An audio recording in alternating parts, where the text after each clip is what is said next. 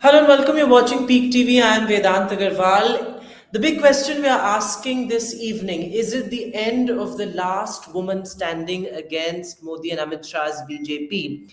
It's been 2 weeks of fast paced developments for the Trinamool Congress with 60 MLAs of the TMC rebelling and now reportedly 20 MPs also seeking to merge with a bit of an obscure Bengal party and support the NDA. What is really the future of Mamata Banerjee's TMC, if you can call it that? I'm joined by Rajya Sabha MP and one of Mamata Banerjee's perhaps staunchest loyalists, Sagarika Ghosh. Thanks very much, Ms. Ghosh, for being with us.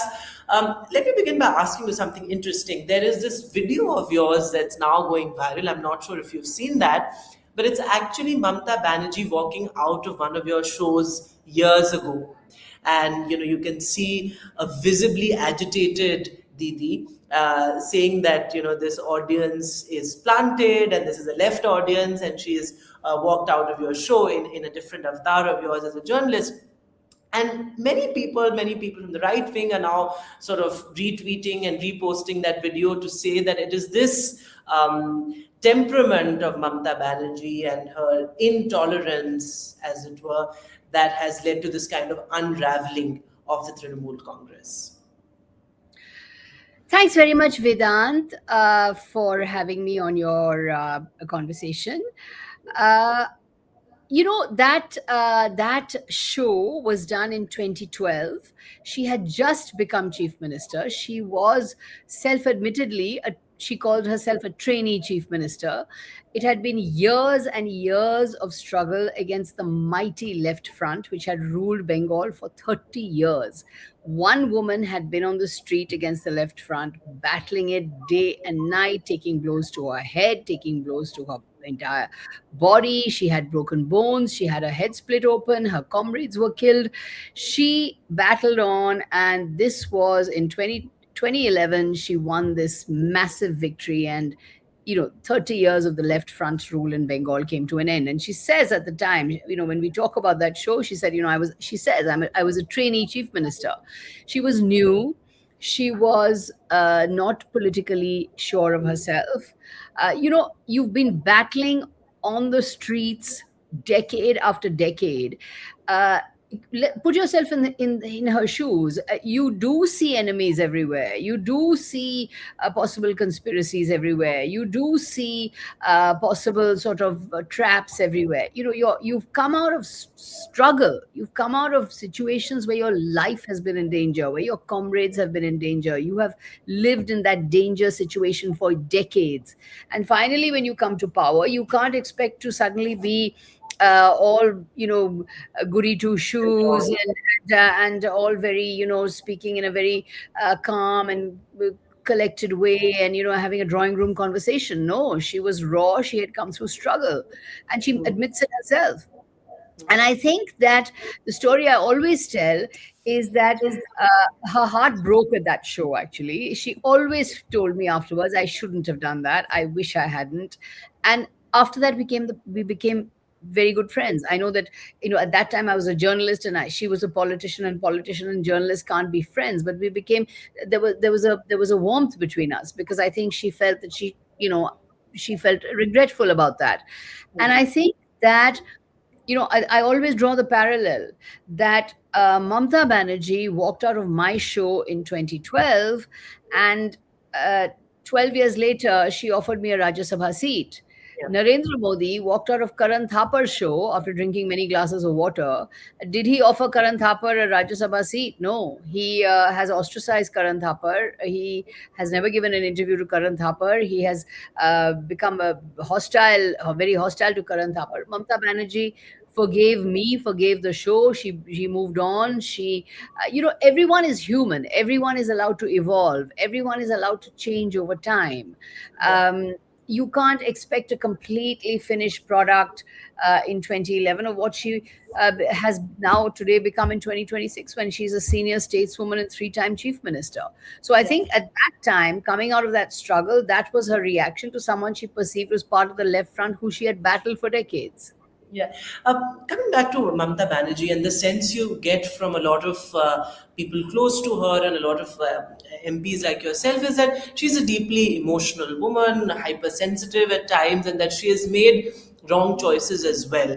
A lot of people seem to suggest, even these rebel legislators and rebel, MPs and MLAs, they suggest that while everything seems to be okay with Mamata Banerjee largely, it is a sense of entitlement that her nephew Abhishek Banerjee had that seems to be, the heart of the problem. That she, No, but, the but just coming back to your question about intolerance, I mean, the fact is, there were news outlets in Bengal who were running a campaign against Mamata Banerjee all the years she was in power. Those news outlets are now very pro BJP. I would like to see whether they keep up the same tirade of criticism against the BJP government as they did against Mamata Banerjee. There was that one instance of intolerance where she acted against a college professor who circulated a cartoon. After that, there have been no instances of intolerance. There was complete freedom of speech. In fact, there was too much freedom of speech in the. I mean, if there is such a thing, there can never be too much freedom of speech as a liberal. But there was total freedom of speech in Bengal in criticizing her. There were never, there were news outlets were criticizing her day and night. Now, the point about temperament and what she is like, why is it that everything is wrong with her? Why don't we point fingers at those who have betrayed the people's mandate, those who don't think anything of accepting um, offers from the BJP who they fought against in the election. They campaigned against the BJP in the election. You campaigned against Narendra Modi. You campaigned against Amit Shah. Now you think nothing of accepting an offer from the BJP and switching sides just because a party has lost. This, to me, illustrates an ethical and moral deficit. It's not but just about. emotional. I'm coming to you. I'm coming to your point about Mr. Abhishek Banerjee. Mr. Abhishek Banerjee has come into politics maybe through the route of his relationship with Mamata Banerjee, but he's proved himself time and time again by winning by huge margins from Diamond Harbour. And if we had won this election, then believe me, everybody would have been praising Abhishek Banerjee and saying, what a tremendous organizer he is, what a man of the organization he is, what a leader he is, simply because a party loses the election. And and and and therefore everything is suddenly wrong with the party, everything is suddenly wrong with the leadership, everything is suddenly wrong with the way the party functions. All these leaders who are bringing up this issue of, we were angry, we had angst, we couldn't speak, we were being muzzled. Why were they not saying this before the election verdict? Why were they not voicing this earlier? Why is it that after the party has lost? And believe me, if the party had won, would they be singing this tune? I don't think so. So you're saying that this is simply political opportunism, but would you concede that there was, to an extent, Mamata Tiny Banerjee opportunistic. there's also this allegation that Mamata Banerjee allowed these strong men to kind of pop up in every district, and that led to factionalism and rivalry and hooliganism, etc. Would you concede that that's something that? But the TMC leadership has always acted against anyone found guilty of wrongdoing. Many of our leaders have been put in jail. Many of our leaders have been suspended. She has not stood in the way of their prosecution or police action against them. They have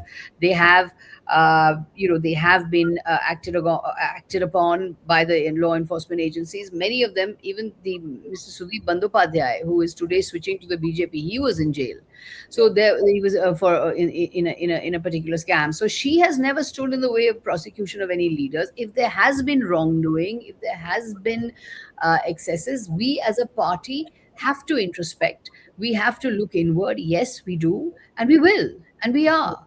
And if there is anything wrong, and if the public has turned against us, then we will look inward. We will see how we can win back the trust of the people. But you must remember, Vedant, this was not a free and fair election in Bengal. This was not an election where votes were fairly cast. This was an election that was manipulated. The result has been manipulated. Today, as you know, Mamata Banerjee has gone to the High Court seeking to challenge her result in the Bhawanipur Assembly constituency. You have seen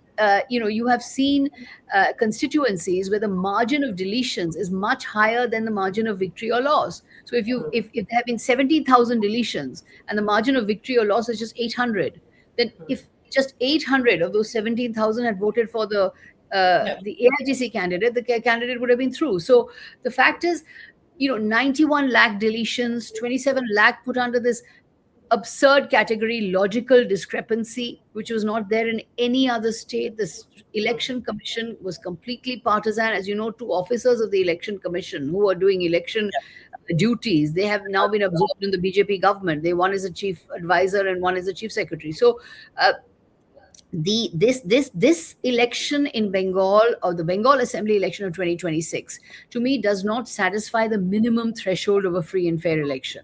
And the It wasn't result, level playing field, so like you so said. it was not a level playing field. Absolutely not a level playing field. I mean, you had a massive weaponization of the central agencies, of the enforcement directorate, of the CBI, of the income tax. You had the seizure of our documents. You had massive force. You had our election agents beaten up. You had our election agents thrown out of the scene, and you had the role of a very one-sided media, which from 10 o'clock in the morning was declaring a BJP victory. I'll tell you something interesting. I went on a channel on result day on the 4th of May to a channel where by 10:30 the anchor was reading out, oh, you've lost here, you've lost here, you've lost in Calcutta, you've lost this seat, you've lost that seat, but your citadels have fallen. And I was thinking, wow, how come this anchor is telling me all the results at 10:30 in the morning?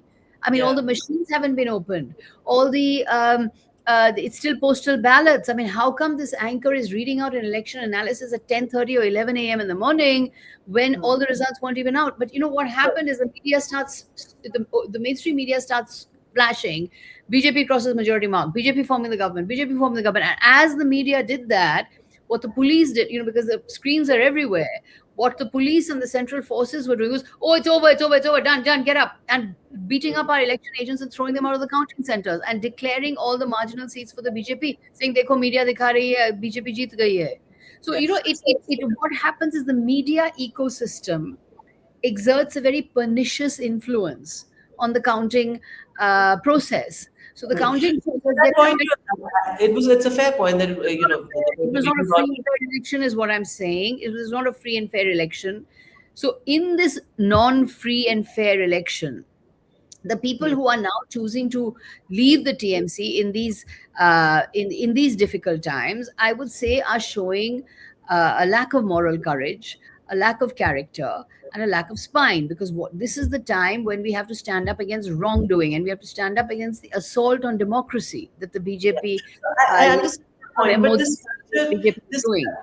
this culture of defections and sort of these political imports. What's interesting is that it's the same for every party, because if you look at Ritubrata Banerjee, who is now rebelling against Mamata Banerjee in West Bengal, he had a sexual assault complaint against him in 2017. Why did the TMC decide to take him then? Because I mean, he had questionable credentials back then as well. He's an import from the left, and there are all these cases against him, complaints against him at least. So, coming back to this whole culture of defections and taking political imports, would you concede that it was wrong on the part of the TMC also to accept a person like Ritubrata Banerjee? Well, the thing, I wouldn't like to comment on particular individuals. I think they are assessed on what kind of political talent they bring to the table. Yes, there was that case against him. I think this was the case, I think, is a bit is shrouded in some sort of there's a controversy about that particular case.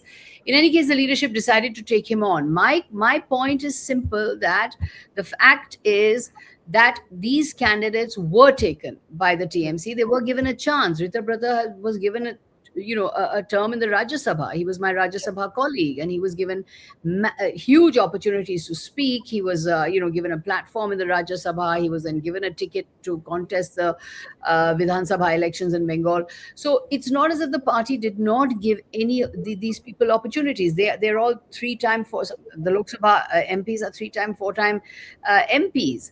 Yeah. Three-time, four-time they've got tickets. So to say that the party was always against us and the party didn't give us opportunities and we are we are feeling muzzled in the party, I just think this is, as I said, it's terribly cowardly to do this when the party has lost. You see, I have no issue, Vedant, if somebody leaves a party, contests on another symbol, fights your way up and comes back on another symbol. That's I fine. guess Mamata you gave Banerjee a did good that. example. Yeah, Mamata Banerjee did that herself. She left the Congress. She's remember she's a congresswoman. She left the Congress in '98. She formed her own party. She fought under her own banner, and she came into Parliament and then the Vidhan Sabha on her own banner. There's no problem with that. But you can't. But if you have fought under a particular symbol, you have fought with a particular leader's face on your poster, you have fought with a particular, the support of a particular party's karyakartas, how can you then say that, oh, now that the party's lost, I'm not with the party, I'm with the victor? So then are Yeah. you someone who's only chasing victorious parties or winning parties? In that case, what does a mandate mean? What is a what does why should people vote for you? What is the if you are going to change your party and go to another party depending on the result?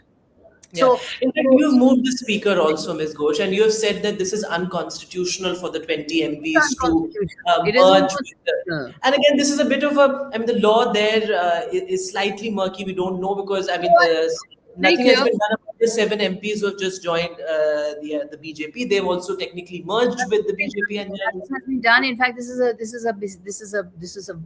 is a big gap in the enforcement of the law, because the 10th schedule and the Supreme Court judgment of the Shiv Sena in 2023, the Subhash Desai judgment, is yeah. very clear that the two-thirds, you see, parties can merge, MPs can't merge. MPs can't break or merge or split. Parties do it. So And it is once they merge, they've split already, and that is no, unconstitutional. so the MPs in parliament are simply representatives of the political party, right? It's the Yeah. political party whom they represent. The political party has given them tickets, they represent, they have won on those tickets, and they have come to parliament. So they are MPs, they're not a party. The 10th schedule is very clear. When a political party splits or when it merges, then chronology samjhe. It's a chronological thing that on condition that the original party has split, on condition that the original party has merged with some other party, then if two-thirds of the legislature party of that political party decide to merge or decide to split, then they do not attract the anti-defection law. So And it's a then they secret. won't be disqualified. Then they Yeah. won't be disqualified because their original party has split. Their Yeah. original party has merged. So it is the political party that merges. It is not the MPs who can, I can't go into parliament and they decide, oh, I'm now, I can now go with this party, I can go with that party. MPs are not constitutionally given the power under the 10th schedule. If you read the 10th schedule, it's very clear. There are two steps that happen. You see, it's not just the two-thirds majority. There are two steps. The first step is the political party merges or splits. Once the political party merges or splits, on that condition, the two-thirds rule applies, that then if the MPs decide to merge, they don't attract the anti-defection law. So So that is a just very clear. two-third in terms of number of MPs is not enough, and No, no, that. no, no. It has to happen in chronology to the original party splitting. It is a chronological step in a. Mr. Amit Shah should understand since he talks about chronology. Samjhe, it's step two of step one.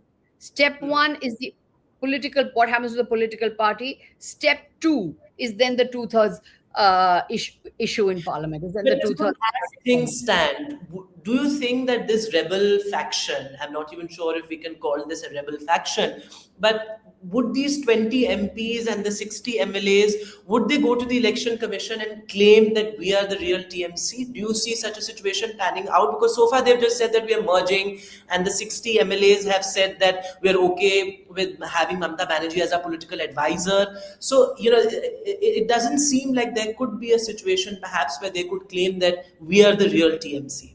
They But what can't is your. claim they're the real TMC. How can you say that we have merged with the nationalist, Yeah. whatever the Nationalist Citizen Party of India, the NCPI, which by the way doesn't even know that these big netas have merged with them. First The thing they said that we have no information founders about. are, we have no clue, we have no information. So they are a party, obscure party in Bengal. They have fought elections in Tripura. So the fact is, how can you claim the symbol of Trinamool or the symbol or the name of Trinamool when you've already merged with a party which is a different party, which is the NCPI? What happens to the NCPI then?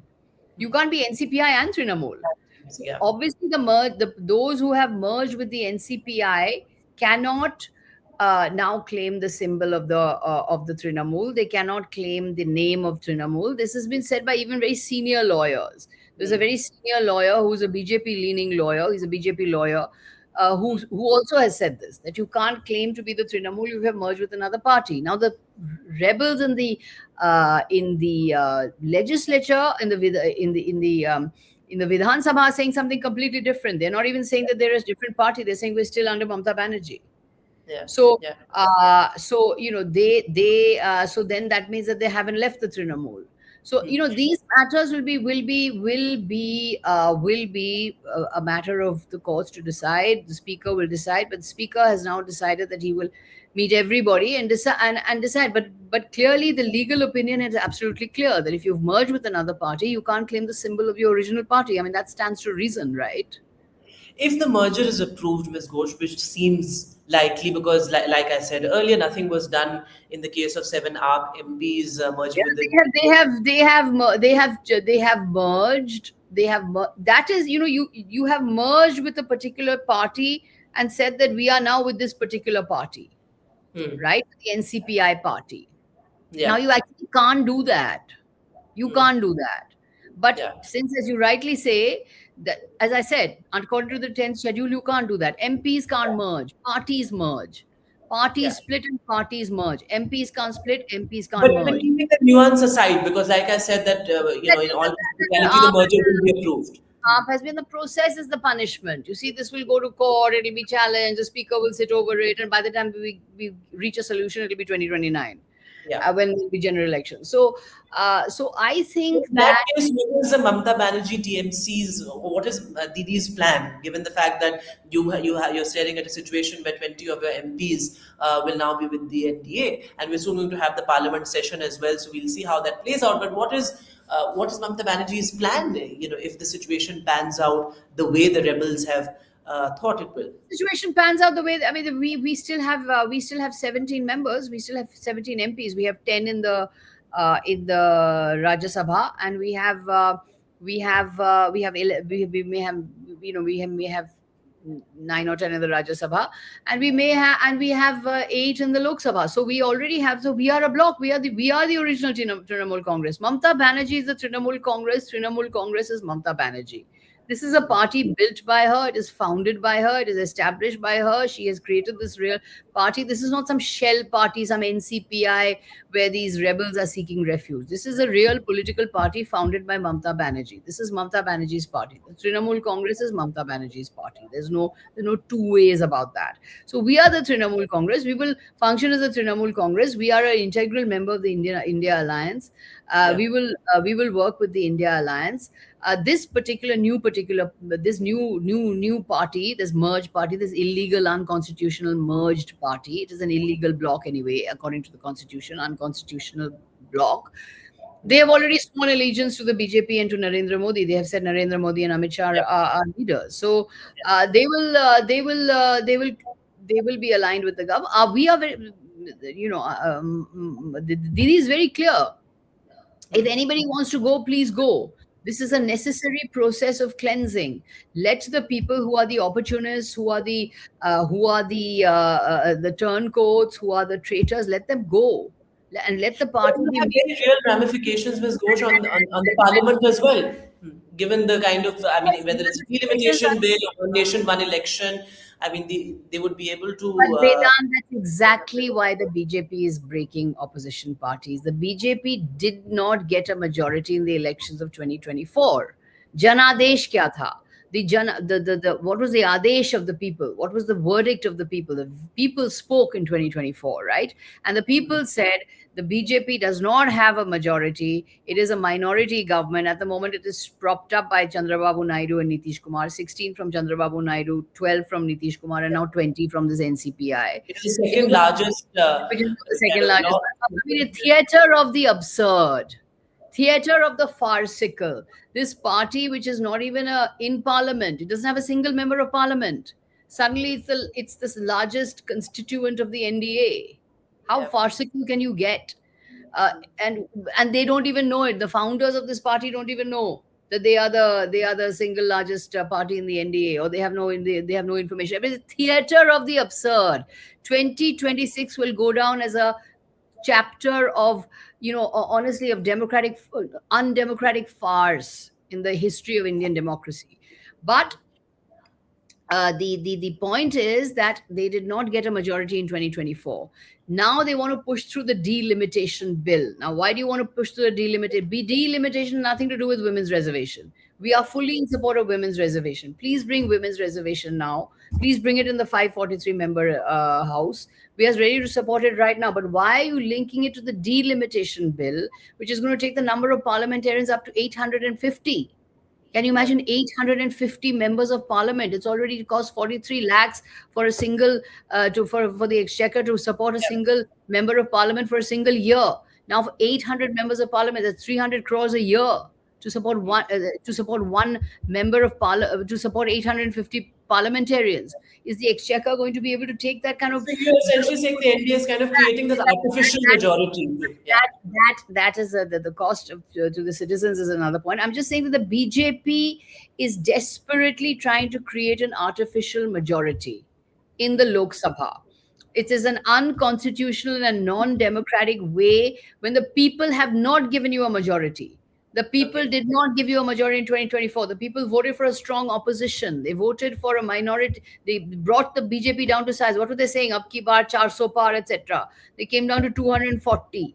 So But the this, people did not coming back to the current situation, were you kind of shocked to see some of these names? I mean, Shayani shocked, Ghosh shocked, and shocked, Shadab, were you shocked. shocked? I'm shocked. I'm thunderstruck. I'm sort of speechless. I mean, my head is spinning. I mean, Shayoni Ghosh was, one of the stars of the TMC. Yeah. And if you followed her on the campaign trail, we were also proud of her. She was such an amazing speaker, and I'm just shattered that she has But what do chosen. you think led to her jumping ship? I have no idea. I mean, we hear all kind of reports of inducements, of allurements of all kinds, of massive amounts of money changing hands. These are just rumors. They're just reports. So I'm not accusing anybody of anything. But of threats, of intimidation. That's the other thing, Vedant. You see, the BJP is playing the politics of Sam Dam Dand Bhed.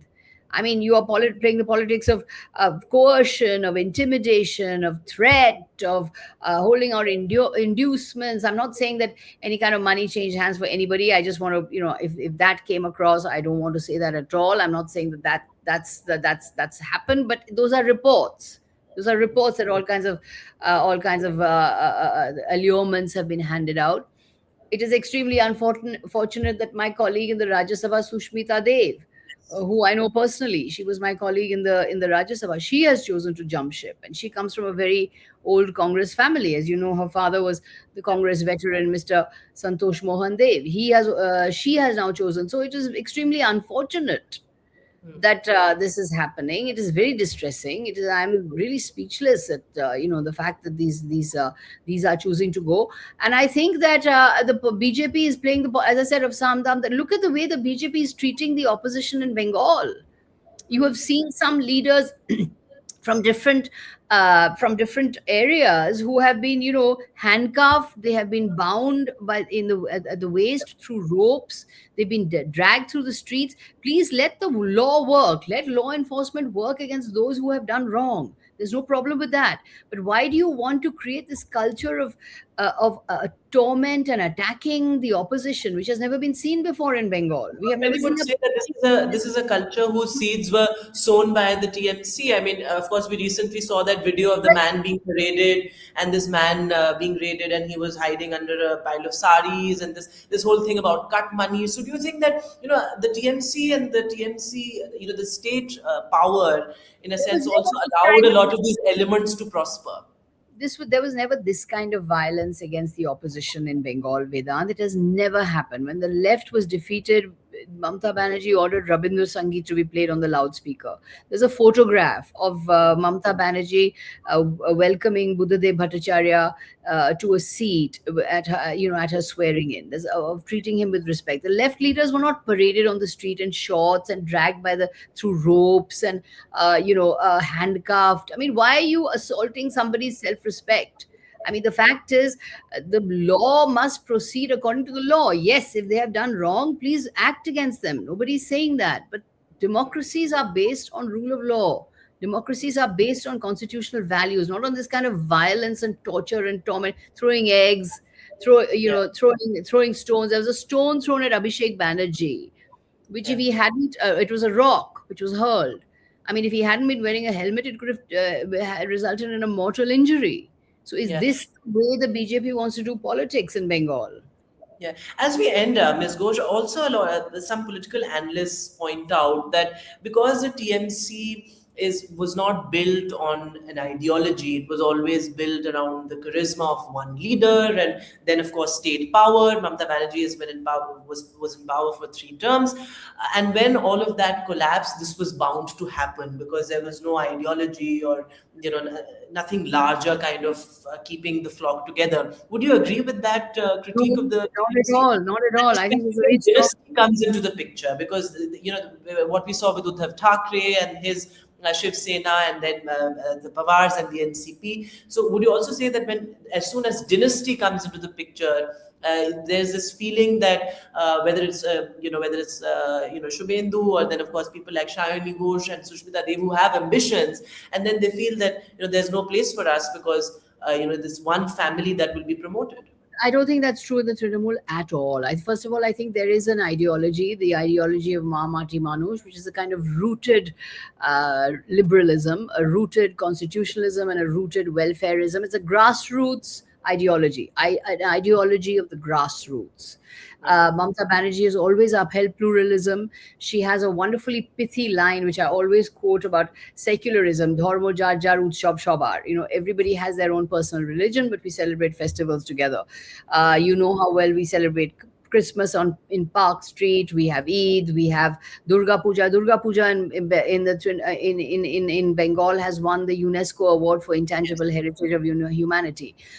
We have just built a Jagannath temple in Digha. So I mean, we stand for a rooted pluralism and a rooted